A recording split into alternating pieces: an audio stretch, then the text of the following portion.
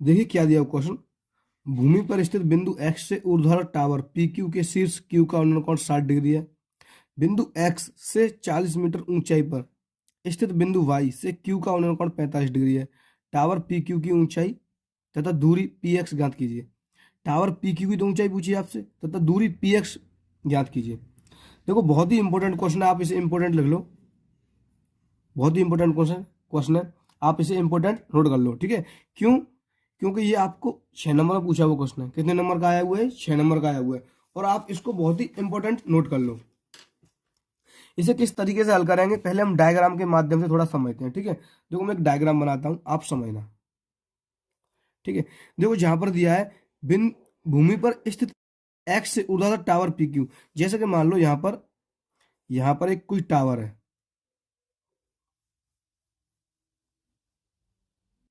ये एक टावर है, क्या है? एक टावर। ठीक है, थोड़ा और लंबा कर लूँ टावर को। ये एक टावर है, और टावर क्या दिया था?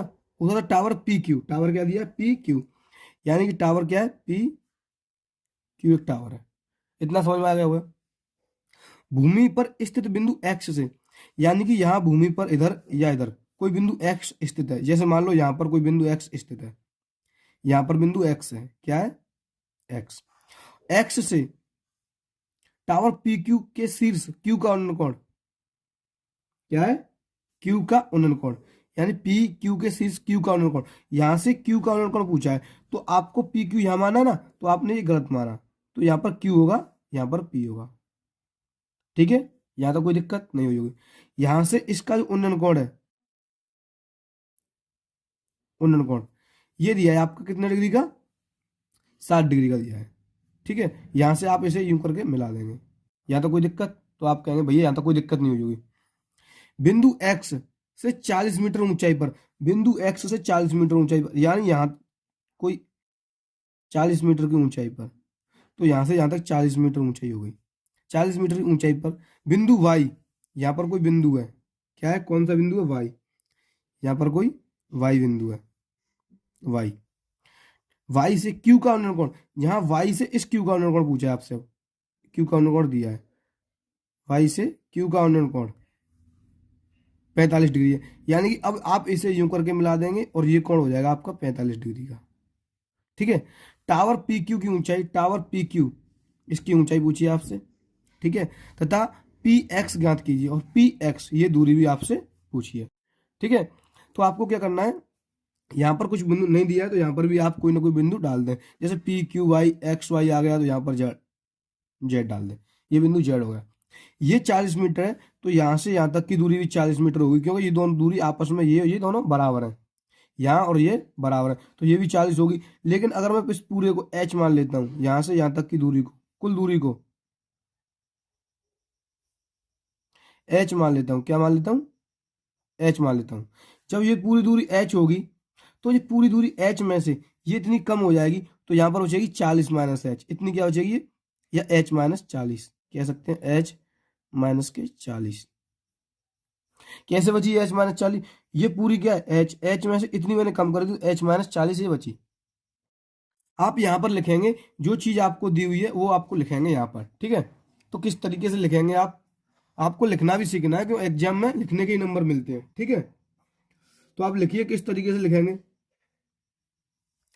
ठीक है, पहले आप किसी भी ट्रायंगल को ले लो, या तो इस ट्रायंगल को ले लो या इस वाले ट्रायंगल को ले लो, बताओ आप कौन से वाले ट्रायंगल को लेंगे। ठीक है, पी पी ये पी क्यू एक्स, एक तो पी क्यू एक्स हो गया, एक हो जाएगा x P Q, x P Q हम मान सकते हैं। ठीक है, तो आप किसी भी ट्रायंगल को ले सकते हैं।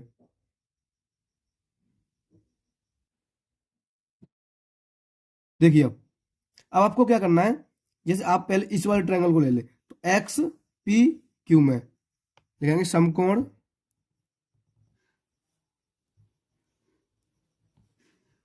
समकोण त्रिभुज एक्स पी क्यू में, एक्स पी क्यू में।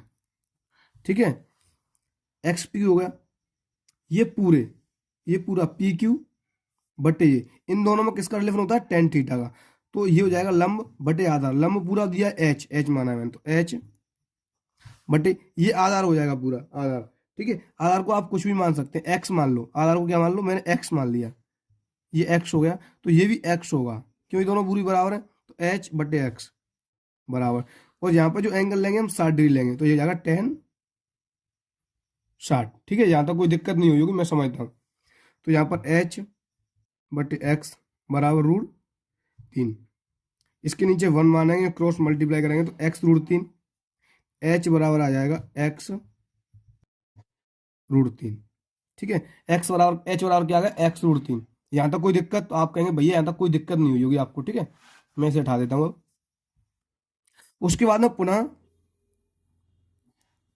पुनः त्रिभुज, अब इस वाले त्रिभुज को पी या वाई जेड क्यू या क्यू जेड वाई, ये समकोण बीच में आना चाहिए। ठीक है, तो वाई जेड क्यू या क्यू जेड वाई, तो क्यू जेड वाई में, क्यू जेड वाई में। ठीक है, उसके बाद में यहाँ पर भी देखो, इन दोनों में जो संबंध बनेगा वो टेन थीटा बनेगा, तो लंब, तो ये एच माइनस के 40 पे धर दो, 40 बटे ये आ जाएगा एक्स, एक्स बराबर इधर 45 पे तो हो जाएगा 10 45। यहाँ तक कोई दिक्कत नहीं हुई होगी।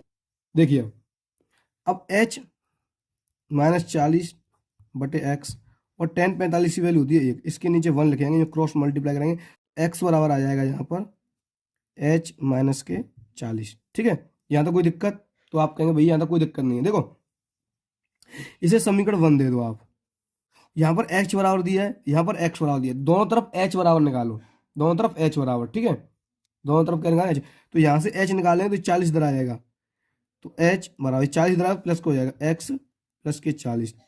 इसे समीकरण 1 दे दिया, इसे मैंने समीकरण 2 दे दिया। देखो यहाँ पर भी एच की वैल्यू है, यहाँ पर भी एच की वैल्यू, दोनों तरफ एच की वैल्यू निकाली ना मैंने, तो हम क्या कर देंगे, दोनों पक्षों को बराबर करने पर।